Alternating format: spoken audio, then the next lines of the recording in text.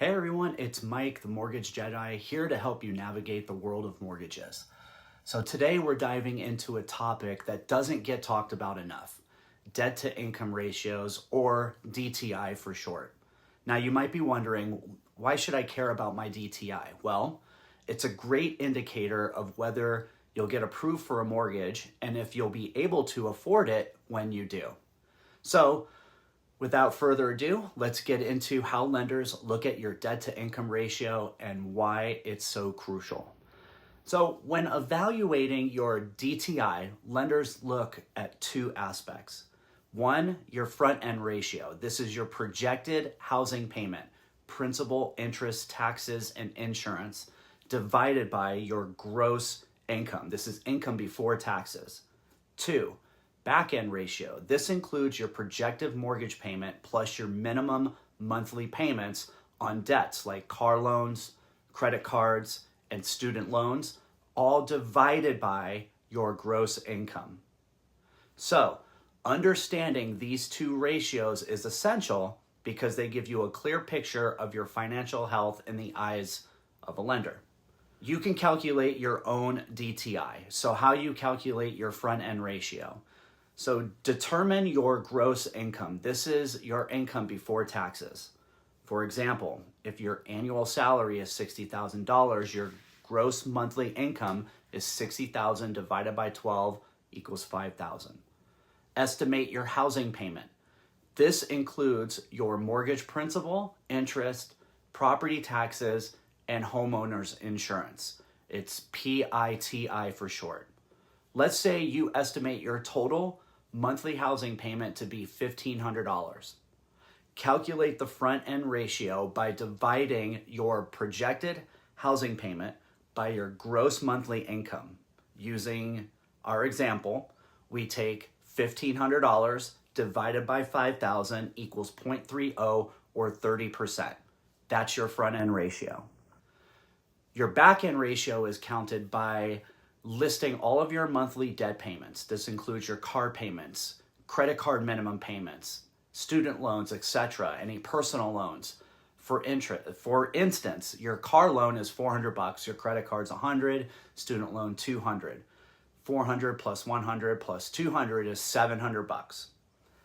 Add your projected housing payment by combining your total monthly debt payments with your projected house payment. If you remember, we did it at $1,500. So 700 plus 1,500 equals 2,200. Now you calculate the back end ratio, divide the sum of your total monthly debt payments and projected housing payment by your gross monthly income. $2,200 divided by 5,000 equals 0.44 or 44%. That's your back end ratio. So what's a good DTI, you may ask? While there's no one size that fits all, here are some general guidelines. So for your front end ratio, ideally, you should be under 28 to 31%. Your back end ratio should generally be under 36 to 43%, but it depends on your overall financial picture. If your back end ratio is too high, consider paying down debt or adjusting your housing budget. So you need to understand your income, how we calculate it from a lender's perspective. It's important to understand how lenders like myself look at your income, as it can be different from how you may view it. So, for instance, if you make a salary, if you have a fixed salary, this is pretty straightforward. Your annual salary is divided by 12, and that gives you your monthly income. For commission, it's a little bit more trickier. Commission-based income, lenders use a 2-year average. So for instance, if you earned $100,000 in 2022 and $150,000 in 2023, we'd average it out. 100,000 plus 150,000 divided by 24 equals 10,417. Bonus income is similar to commission. Bonuses are averaged over 2 years. Hourly workers, if you work a standard 40 hours per week, it's simple. Multiply your hourly rate by 40, then multiply by 52 weeks, then divide by 12 to get your monthly income. For those with fluctuating hours or lots of overtime, it's a little bit more complex and requires a detailed review by a lender. Self-employed. Self-employed individuals, lenders look at your net income from tax returns and may add back certain deductions. This calculation is much more complex and usually requires a lender's assistance to ensure accuracy. If your income is variable or declines significantly, it's best to talk to a lender. This reason is because it's just calculated differently. So how you can do this is review your credit report. Use a tool like Credit Karma to get your credit report and identify your minimum payments. Write down all your debts. This includes car payments, credit card minimum payments, student loans, etc. Writing these amounts makes the debt more tangible and easier to manage. Exclude paid off balances. American Express comes to mind. If you pay off a credit card balance every month, you don't need to include it in your DTI calculation. However, to be sure to inform your lender about this. Once again, Amex comes into play. Student loans. If your student loans are on an income-based repayment plan, use that payment amount. If your loans are deferred, check with a lender for the correct amount to use as it varies by loan program.